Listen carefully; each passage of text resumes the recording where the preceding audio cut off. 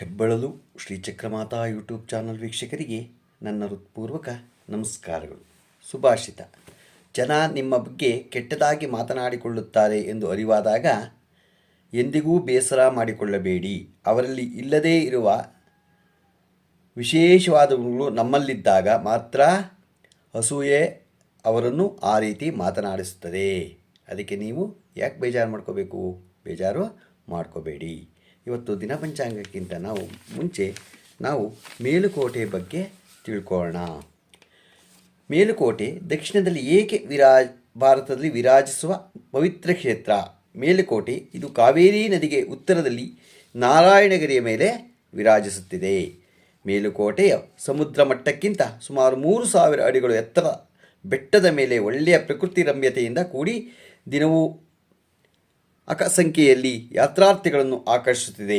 ಇಲ್ಲಿಯ ಆರಾಧ್ಯ ದೇವತೆ ಶ್ರೀ ಚೆಲುವನಾರಾಯಣ ಕೃತಯುಗದಲ್ಲಿ ವೇದಾದ್ರಿ ಎಂದು, ತ್ರೇತಾಯುಗದಲ್ಲಿ ನಾರಾಯಣಾದ್ರಿ ಎಂದು, ದ್ವಾಪರಯುಗದಲ್ಲಿ ಕೃಷ್ಣ ಬಲರಾಮ ಎಂದು ಪೂಜೆಗೊಂಡು ಯದಾವಾದ್ರಿ ಎಂದು, ಕಲಿಯುಗದಲ್ಲಿ ಯತಿಶ್ರೇಷ್ಠರೆಂದು ಆಚಾರ್ಯ ರಾಮಾನುಜರಿಂದ ಜೀರ್ಣೋದ್ಧಾರಗೊಂಡು ಈ ಮೇಲುಕೋಟೆ ಯತಿಶೈಲವೆಂದು, ಎಲ್ಲ ಯುಗದಲ್ಲಿ ದಕ್ಷಿಣ ಬದ್ರಿಕ್ಷೇತ್ರವೆಂದು ಪ್ರಸಿದ್ಧವಾಗಿದೆ. ಮೈಸೂರು ನಾಗಮಂಗಲ ಮಾರ್ಗದಲ್ಲಿ ಜಕ್ಕನಹಳ್ಳಿಯಿಂದ ಪಶ್ಚಿಮಕ್ಕೆ 7 ಕಿಲೋಮೀಟರ್ ಅಂತರದಲ್ಲಿ ಈ ಕ್ಷೇತ್ರ ಸಿಗುತ್ತದೆ. ಸ್ಥಳ ಪುರಾಣ ಏನು ಅಂದರೆ, ಇಲ್ಲಿ ಆದಿಕಾಲದಲ್ಲಿ ಭಗವಂತನು ತನ್ನ ನಾಭಿಕಮಲದಲ್ಲಿ ಬ್ರಹ್ಮನನ್ನು ಸೃಷ್ಟಿಸಿ ಅವನಿಗೆ ಸಕಲ ವೇದಗಳನ್ನು ಉಪದೇಶಿಸಿ ಜಗತ್ ಸೃಷ್ಟಿ ಮಾಡುವಂತೆ ಆಜ್ಞಾಪಿಸಿದನು.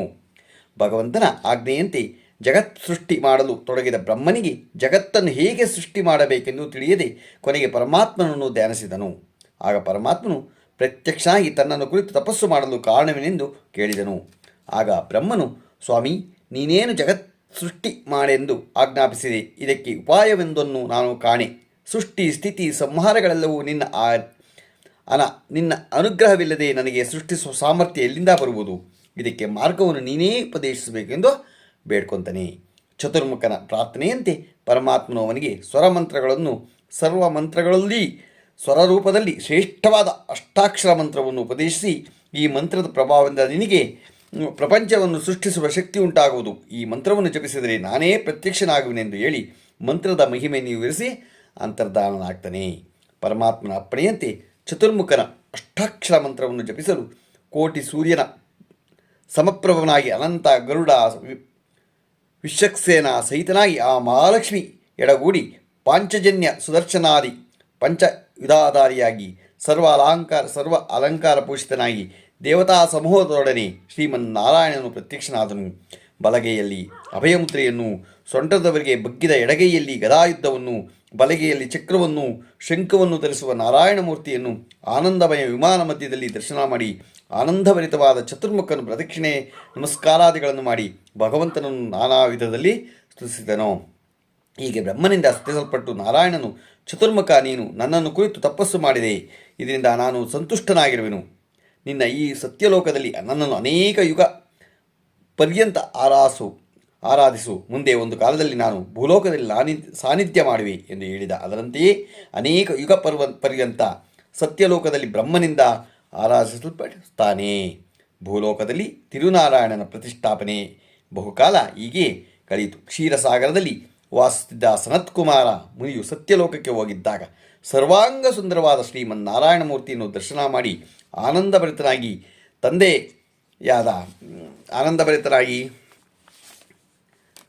ಆರಾಧಿಸಲ್ಪಡ್ತಾನೆ. ನಾರಾಯಣ ಮೂರ್ತಿಯನ್ನು ತನಗೆ ಕರುಣಿಸೆಂದು ಇಷ್ಟು ಕಾಲವೂ ನೀನು ಆರಾಧಿಸಿದೆಯೇ, ಇನ್ನು ಮುಂದೆ ನಾನು ಆರಾಧಿಸುವೆನು. ನೀನು ನನಗೆ ತಂದೆ ಹಾಗೂ ಗುರು ಮತ್ತು ಹಿತಚಿಂತನಾಗಿರುವೆ. ಆದ್ದರಿಂದ ಈ ಮೂರ್ತಿಯನ್ನು ನನಗೆ ಪೂಜಿಸಲು ಕೊಡು ಎಂದು ಕೇಳ್ಕೊತಾನೆ.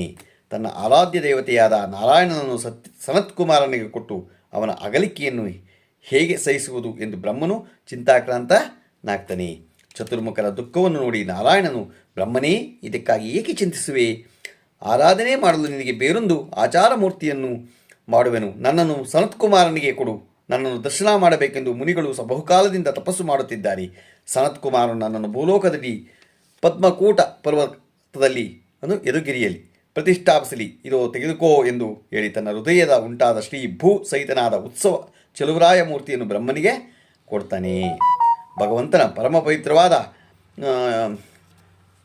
ಯದುಗಿರಿಯಲ್ಲಿ ಅನೇಕ ಕಾಲದ ಋಷಿಗಳು ತಪಸ್ಸು ಮಾಡುತ್ತಾ ನಾರಾಯಣಮೂರ್ತಿ ಆಗಮನವನ್ನು ನಿರೀಕ್ಷಿಸುತ್ತಾರೆ. ನಾರಾಯಣ ವಿಗ್ರಹವನ್ನು ಶ್ರೀ ಗಿರಿಧಾಮದಲ್ಲಿ ಪ್ರತಿಷ್ಠಾಪಿಸಿ ಆರಾಸು ಎಂದು ಹೇಳಿ ಮೂರ್ತಿಯನ್ನು ಸನತ್ಕುಮಾರನಿಗೆ ಕೊಡ್ತಾನೆ. ಆಗ ಅವನ ಆಜ್ಞೆಯಂತೆ ಸನತ್ಕುಮಾರನ ವಿಗ್ರಹವನ್ನು ತಂದು ಮೀನಮಾಸದ ಹಸ್ತ ನಕ್ಷತ್ರ ಪೌರ್ಣಮಿಯಂದು ಈ ನಕ್ಷತ್ರದಲ್ಲಿ ಪ್ರತಿಷ್ಠಾಪನೆ ಮಾಡ್ತಾರೆ. ಇದರ ಜ್ಞಾಪಕಾರ್ಥವಾಗಿ ಶ್ರೀ ಕ್ಷೇತ್ರದಲ್ಲಿ ಶ್ರೀ ನಾರಾಯಣ ಸ್ವಾಮಿಯ ಜಯಂತಿಯನ್ನು ಮೀನಮಾಸ ಹಸ್ತ ನಕ್ಷತ್ರದಂದು ಗೊತ್ತು ಮಾಡಿದ್ದಾರೆ. ಅಂದು ಅವಭೃತ ಉತ್ಸವವಾಗುತ್ತದೆ. ರಾಮಪ್ರಿಯ ಚಲುವರಾಯ ರಾವಣನನ್ನು ಕೊಂದು ಸೀತಾ ಸಮೇತನಾಗಿ ಲಂಕೆಯಲ್ಲಿ ವಿಭೀಷಣನಾಗಿ ಪಟ್ಟವನ್ನು ಕಟ್ಟಿ ಅಯೋಧ್ಯೆಗೆ ಹಿಂತಿರುಗಿ ಪಟ್ಟಾಭಿಷಿಕ್ತನಾದನು. ಪರಮ ಭಾಗವತೋಮನಾದ ವಿಭೀಷಣನಿಗೆ ತನ್ನ ಆರಾಧ್ಯ ದೇವತೆಯಾದ ಶ್ರೀ ರಂಗನಾಥನನ್ನು ಕುಲದೇವನಾಗಿ ಅವನಿಗೆ ಕೊಡ್ತಾನೆ. ಶ್ರೀ ರಂಗನಾಥನನ್ನು ವಿಭೀಷಣನಿಗೆ ಕೊಟ್ಟು ಅನಂತರ ತನಗೆ ಆರಾಧನೆಗೆ ವಿಗ್ರಹವಿಲ್ಲವಲ್ಲ ಎಂದು ಯೋಚಿಸುತ್ತಿರುವಾಗ ಬ್ರಹ್ಮನು ಪ್ರತ್ಯಕ್ಷನಾಗಿ ಹಿಂದೆ ತನಗೆ ನಾರಾಯಣ ಹೃದಯದಿಂದ ಎತ್ತಿ ಕೊಟ್ಟ ಉತ್ಸವ ಮೂರ್ತಿ ಚಲುವರಾಯ ಸ್ವಾಮಿಯನ್ನು ಶ್ರೀದೇವಿ ಭೂದೇವಿಯರೊಡನೆ ಶ್ರೀರಾಮನಿಗೆ ಒಪ್ಪಿಸಿದನು.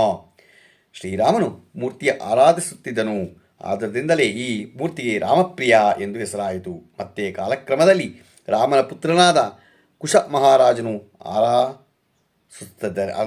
ಆರಾಧಿಸ್ತಾನೆ. ಶ್ರೀಕೃಷ್ಣನಿಂದ ಚಲುವರಾಯ ಉತ್ಸವ ಮೂರ್ತಿಯನ್ನು ಪೂಜೆ ಕುಶನು ತನ್ನ ಮಗಳಾದ ಕನಕ ಮಾಲಿನಿಯನ್ನು ಯದುಶೇಖರ ಮಹಾರಾಜನಿಗೆ ವಿವಾಹ ಮಾಡಿಕೊಟ್ಟು ಈ ರಾಮಪ್ರಿಯ ಮೂರ್ತಿಯನ್ನು ಮಗಳಿಗೆ ಬಳುವಳಿಯಾಗಿ ಕೊಟ್ಟರು. ಹೀಗೆ ಸೂರ್ಯವಂಶಿಯಾದ ಶ್ರೀರಾಮನು ಆರ್ಯಾಧ್ಯ ದೇವತೆ ಶ್ರೀ ಚಲುವರಾಯ ಮೂರ್ತಿಯ ಯದುವಂಶದ ರಾಜರಿಂದಲೂ ಆರಾಧಿಸಲ್ಪಡ್ತಾನೆ.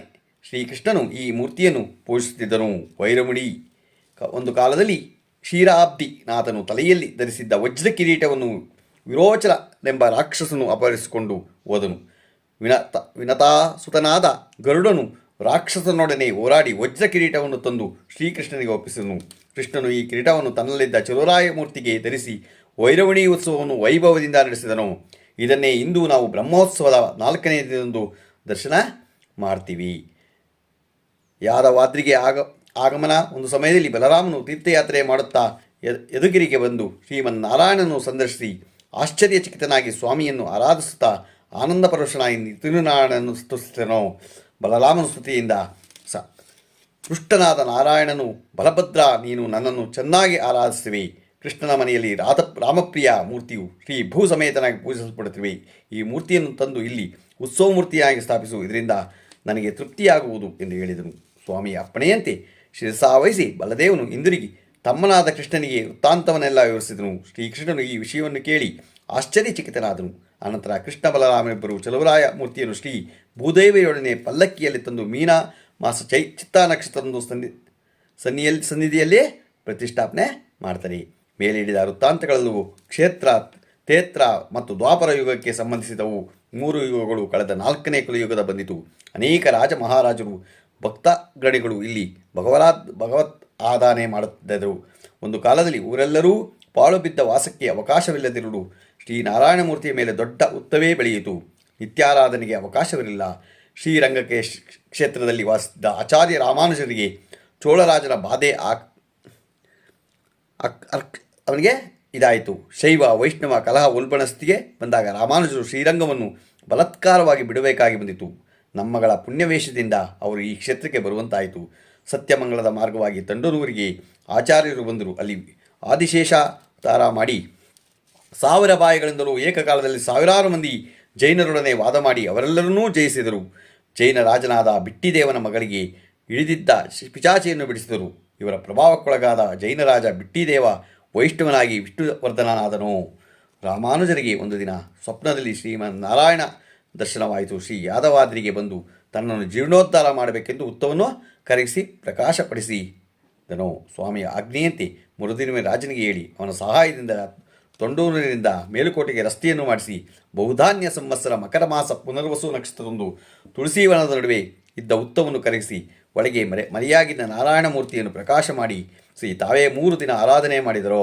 ನಂತರ ಶ್ರೀರಂಗ ಕ್ಷೇತ್ರದಿಂದ ಅರ್ಚಕರನ್ನು ಕರೆಸಿ ಶ್ರೀ ಪಾಂಚರಾತ್ರಾಗಮನ ಈಶ್ವರ ಸಂಹಿತೆಯಲ್ಲಿ ಹೇಳಿರುವ ರೀತಿಯಲ್ಲಿ ನಿತ್ಯೋತ್ಸವಾದಿ ಸಕಲ ಉತ್ಸವಗಳಿಗೆ ವ್ಯವಸ್ಥೆ ಮಾಡ್ತಾರೆ. ದೆಹಲಿಯಿಂದ ರಾಮಪ್ರಿಯ ಚಲುವರಾಯನ ಪುನರಾಗಮನ. ರಾಮಾನುಜರು ಇಲ್ಲಿಗೆ ಬರುವುದಕ್ಕೆ ಮೊದಲೇ ಮಹಮ್ಮದೀಯ ದೊರೆಗಳೇ ಅನೇಕರು ಈ ಪ್ರಾಂತ್ಯದಲ್ಲಿ ಕೊಳ್ಳೆ ಹೊಡೆಯುತ್ತಿದ್ದರು. ಇಲ್ಲಿನ ರಾಮಪ್ರಿಯ ಚಲುವರಾಯ ಮೂರ್ತಿಯನ್ನು ಅಪಹರಿಸಿಕೊಂಡು ಹೋಗಿದ್ದರು. ಹೀಗೆ ಈ ಮೂರ್ತಿ ದೆಹಲಿಯಲ್ಲಿ ಮುಸಲ್ಮಾನ ಅರಸನ ಅರಮನೆಯಲ್ಲಿ ಸೇರಿತು. ರಾಜನ ಮಗಳು ಈ ವಿಗ್ರಹವನ್ನು ಅಂತಃಪುರದಲ್ಲಿಟ್ಟುಕೊಂಡು ಆಡುತ್ತಿದ್ದಳು. ಇತ್ತ ರಾಮಾನುಜರು ಸೋಮೂರ್ತಿ ಇಲ್ಲದೆ ಚಿಂತಿಸುತ್ತಿರಲು ಸ್ವಪ್ನದಲ್ಲಿ ಸ್ವಾಮಿಯು ಆಜ್ಞೆಯಂತೆ ತಾನು ದೆಹಲಿಯ ಅರಸರ ಮಗಳ ಅಂತಃಪುರದಲ್ಲಿರುವುದಾಗಿ ಇವು ಅಲ್ಲಿಂದ ತಂದು ಇಲ್ಲಿ ತನ್ನನ್ನು ಸ್ಥಾಪಿಸಬೇಕೆಂದು ಭಗವಂತನು ನುಡಿದನು. ಕೂಡಲೇ ರಾಮಾನುಜರು ದೆಹಲಿ ಹೋಗಿ ಅರಸನನ್ನು ಕೇಳಲು ತನ್ನಲ್ಲಿರುವ ವಿಗ್ರಹಗಳನ್ನು ತೋರಿಸಿ ಆಚಾರ್ಯರಿಗೆ ಬೇಕಾದ ವಿಗ್ರಹವನ್ನು ಆರಿಸಿಕೊಳ್ಳುವಂತೆ ಆಜ್ಞೆ ಇತ್ತರೋ. ರಾಜಕುಮಾರಿಯ ಅಂತಃಪುರದಲ್ಲಿರುವಾಗ ತಿಳಿಯಿತು. ಆಗ ಶ್ರೀರಾಮಾನುಜರು ಎನ್ ಶೆಲ್ವೆಪಿಳ್ಳೈ ವಾರೈ, ನನ್ನ ಚಲುವರಾಯನೇ ಬಾ ಎಂದು ಕರೆದರು. ತಂದೆಯೇ ಕರೆಗೆ ಹೋಗೊಟ್ಟು ಮಗುವು ಬರುವಂತೆ ಚಲುವರಾಯ ಸ್ವಾಮಿಯು ದಿವ್ಯಾಲಂಕಾರ ಕೃತನಾಗಿ ಒಬ್ಬ ಬಾಲಕನಂತೆ ಪುಟ್ಟ ಪುಟ್ಟ ಹೆಜ್ಜೆ ಇಡುತ್ತಾ ಬಂದು ರಾಮಾನುಜರ ಮಡಿಯಲ್ಲಿ ಕುಳಿತುಕೊಂಡನು. ಈ ಸನ್ನಿವೇಶವನ್ನು ಕಂಡ ಮುಸಲ್ಮಾನ ದೊರೆ ತನ್ನನ್ನು ತಾನೇ ಮರೆತು ರಾಮಾನುಜರ ಪ್ರಭಾವವನ್ನು ಕಂಡು ಆಶ್ಚರ್ಯಚಕಿತನಾದನು. ರಾಜಕುಮಾರಿಯು ವಿಧಿಯಿಲ್ಲದೆ ಮೂರ್ತಿಯನ್ನು ಕೊಡಲೊಪ್ಪಿ ತಾನು ಜೊತೆಯಲ್ಲಿಯೇ ಹೊರಡಲು ತೀರ್ಮಾನಿಸುತ್ತಾನೆ. ಆಚಾರ್ಯರು ಬಹಳ ಸಂತೋಷದಿಂದ ಚಲುವರಾಯ ಮೂರ್ತಿಯನ್ನು ಕುಂಭಮಾಸ ಜ್ಯೇಷ್ಠ ನಕ್ಷತ್ರ ದಿವಸ ಇಲ್ಲಿ ಪ್ರತಿಷ್ಠಾಪಿಸಿ ಉತ್ಸವಗಳನ್ನು ನಡೆಸ್ತಾರೆ. ಶ್ರೀ ನರಸಿಂಹಸ್ವಾಮಿ ದೇವಾಲಯ ಪುರಾತನ ಕಾಲದ ವಿಷ್ಣು ಭಕ್ತನಾದ ಪ್ರಹ್ಲಾದನು ಶ್ರೀ ನರಸಿಂಹನನ್ನು ಪ್ರತ್ಯಕ್ಷದಲ್ಲಿ ಸಂದರ್ಶಿಸಲಾದರೂ ಆಚಾರ ಮೂರ್ತಿಯನ್ನು ಪ್ರತಿಷ್ಠಾಪಿಸಿ ನಿತ್ಯಾರಾಧನೆ ಮಾಡಬೇಕೆಂದು ಬಯಸಿ ಅದಕ್ಕೆ ಸರಿಯಾದ ಸ್ಥಳವನ್ನು ಹುಡುಕುತ್ತಾ ಈ ಯಾದವರಿಗೆ ಬಂದು ಇಲ್ಲಿನ ಪ್ರಕೃತಿ ಸೌಂದರ್ಯವನ್ನು ಕಂಡು ಆನಂದ ಮಾಡ್ತಾರೆ. ಇದಕ್ಕಿಂತ ಉತ್ತಮವಾದ ಸ್ಥಳ ಬೇರೊಂದಿಲ್ಲವೆಂದು ನಿರ್ಣಯಿಸಿ ಕಲ್ಯಾಣಿಯಲ್ಲಿ ಸ್ನಾನ ಮಾಡಿ ಊರ್ಧ್ವ ಪುಂಡ್ರ ನಾಮವನ್ನು ಧರಿಸಿ ಪಕ್ಕದಲ್ಲಿರುವ ಬೆಟ್ಟದ ಮೇಲೆ ನಿಯಮಪೂರ್ವಕವಾಗಿ ಸ್ಥಾಪಿಸಲು ಶ್ರೀ ನರಸಿಂಹ ಪ್ರತ್ಯಕ್ಷನಾದನು. ಶ್ರೀ ನರಸಿಂಹಸ್ವಾಮಿಯು ಪ್ರಹ್ಲಾದ, ನಿನ್ನ ಅಚಲವಾದ ಭಕ್ತಿಯಿಂದ ತಪಸ್ಸಿನಿಂದಲೂ ನಾನು ಸಂತುಷ್ಟನಾಗಿರುವೆ, ನಿನಗೆ ಬೇಕಾದ ವರವನ್ನು ಕೇಳು ಕೊಡುವೆನು ಎಂದನು. ಆಗ ಪ್ರಹ್ಲಾದನು ಕೈ ಜೋಡಿಸಿ, ಸ್ವಾಮಿ, ನೀನೇ ನನಗೆ ತಾಯಿ, ತಂದೆ, ಗುರು, ಬಂಧು, ಮಿತ್ರ, ವಿದ್ಯಾ, ಧನ ಎಲ್ಲವೂ ಆಗಿರುವೆ. ನೀನಿಲ್ಲದೆ ಮತ್ತಾರು ನನಗೆ ಹಿತವಿಲ್ಲ. ನಿನ್ನನ್ನಾಗಲಿ ಒಂದು ಕ್ಷಣ ಮಾತ್ರವೂ ಬದುಕಲಾರೆ. ಆದ್ದರಿಂದ ನಿರಂತರವಾಗಿ ನಿನ್ನ ಪಾದಸೇವೆ ಮಾಡುವೆ. ಸೌಭಾಗ್ಯವನ್ನು ಕರುಣಿಸಿ ಸಾಕು, ನಾನು ಧನ್ಯವಾಗುವೆನು. ಇದಕ್ಕಿಂತ ಬೇರೆ ಆಸೆಯೂ ನನಗಿಲ್ಲ. ಈ ಪರತತ್ವದಲ್ಲಿ ನಿನ್ನ ನಿತ್ಯ ವಾಸ ಮಾಡುತ್ತಿದ್ದು ಭಕ್ತರೆಲ್ಲರೂ ಅಭಿಷ್ಟವೆಲ್ಲವನ್ನು ನೆರವೇರಿಸಿಕೊಡಬೇಕು ಎಂದು ಪ್ರಾರ್ಥಿಸಿದನು. ಪಾರಾಯಣನಾದ ಶ್ರೀ ನರಸಿಂಹ ಪ್ರಹ್ಲಾದನು ಪ್ರಾರ್ಥನೆಯಂತೆ ಆತನನ್ನು ಇತರ ಭಕ್ತರನ್ನು ಅನುಗ್ರಹಿಸಲೆಂದು ಈ ಬೆಟ್ಟದ ಮೇಲೆ ನೆಲೆಸಿರುವವನು. ಯಾರು ಈ ಯಾದವಾದ್ರಿಗೆ ಬಂದು ಶ್ರೀ ನಾರಾಯಣಮೂರ್ತಿಯನ್ನು, ರಾಮಪ್ರಿಯ ಚಲುವರಾಯನನ್ನು, ನರಸಿಂಹಸ್ವಾಮಿಯನ್ನು ದರ್ಶನ ಮಾಡುವರೋ, ಪೂಜಿಸುವರೋ, ಸೇವೆಯನ್ನು ಮಾಡುವರೋ, ಪ್ರದಕ್ಷಿಣೆ ಮಾಡುವರೋ, ಅರ್ಚನೆ, ಅಭಿಷೇಕ ಮೊದಲಾದ ಕೈಂಕರ್ಯಗಳನ್ನು ಮಾಡುವರೋ ಅವರಿಗೆ ಭಗವಂತನು ಒಲಿದು ಅವರ ಸಕಲ ಅಭಿಷ್ಟವನ್ನು ಒಳ್ಳೆಯದು ಮಾಡ್ತಾನೆ. ಗೊತ್ತಾಯ್ತಾ? ಹೋಗ್ಬಿಟ್ಟು ನಾವು ಮೇಲ್ಕೋಟೆಗೆ ಹೋಗಿ ಸ್ವಾಮಿಯ ದರ್ಶನ ಮಾಡಿಕೊಂಡು ಬಂದರೆ ಎಲ್ಲ ಒಳ್ಳೆಯದಾಗತ್ತೆ. ಹೋಗಿ ಇವತ್ತು ದಿನಪಂಚಾಂಗವನ್ನು ನಾವು ತಿಳ್ಕೊಳ್ಳೋಣ. ದಿನಾಂಕ 28/1/2025 ಮಂಗಳವಾರ, ಶ್ರೀ ಕ್ರೋಧಿ ನಾಮ ಸಂವತ್ಸರ, ದಕ್ಷಿಣಾಯನ, ಹೇಮಂತ ಋತು, ಪುಷ್ಯಮಾಸ, ಕೃಷ್ಣಪಕ್ಷ, ತಿಥಿ ಚತುರ್ದಶಿ, ರಾತ್ರಿ 7:23, ನಕ್ಷತ್ರ ಪೂರ್ವಾಷಾಢ, ಬೆಳಿಗ್ಗೆ 8:44 ತನಕ ಇದೆ. ಮಳೆ ಶ್ರವಣ 2ನೇ ಪಾದ, ರಾಹುಕಾಲ 3:30ರಿಂದ 4 ಗಂಟೆ 57 ನಿಮಿಷ ತನಕ ಇದೆ. ಉಳಿಕೆ ಕಾಲ 12:36ರಿಂದ 2 ಗಂಟೆ 3 ನಿಮಿಷ ತನಕ ಇದೆ. ಯಮಗಂಡ ಕಾಲ 9:42ರಿಂದ 12 ಗಂಟೆ 9 ನಿಮಿಷ ತನಕ ಇದೆ. ಇವತ್ತು ಯಾರು ಹುಟ್ಟುಹಬ್ಬ ಆಚರಿಸ್ಕೊತಿದ್ದರು, ಮದುವೆಯಾದ ದಂಪತಿಗಳು ವಾರ್ಷಿಕೋತ್ಸವ ಆಚರಿಸ್ಕೊತಿರೋರಿಗೆ ನಮ್ಮ ಹೆಬ್ಬಳಲು ಶ್ರೀಚಕ್ರ ಮಾತಾ ಯೂಟ್ಯೂಬ್ ಚಾನಲ್ ಕಡೆಯಿಂದ ಶುಭ ಕಾಮನೆಗಳನ್ನು ತಿಳಿಸ್ತೀವಿ. ದೇವರು ಅವರಿಗೆ ಆಯಸ್ಸು, ಆರೋಗ್ಯ, ಐಶ್ವರ್ಯ ಎಲ್ಲ ಕೊಟ್ಟು ಕಾಪಾಡಲಿ ಅಂತ ನಾನು ಕೇಳ್ಕೊತೀನಿ. ನಮ್ಮ ಹೆಬ್ಬಳಲು ಶ್ರೀಚಕ್ರ ಮಾತಾ ಯೂಟ್ಯೂಬ್ ಚಾನಲ್ ಯಾರು ಸಬ್ಸ್ಕ್ರೈಬ್ ಆಗಲು ದಯಮಾಡಿ ಸಬ್ಸ್ಕ್ರೈಬ್ ಆಗಿ, ಲೈಕ್ ಕೊಡಿ. ಇದು ನಿಮ್ಮದೇ ಚಾನಲ್ ಆಗಿರೋದ್ರಿಂದ ನಮ್ಮ ಲಿಂಕನ್ನು ಬೇರೆ ಗ್ರೂಪ್ಗಳಿಗೆ ಫಾರ್ವರ್ಡ್ ಮಾಡಿ. ನಮಸ್ಕಾರಗಳು, ನಮಸ್ಕಾರಗಳು, ನಮಸ್ಕಾರ.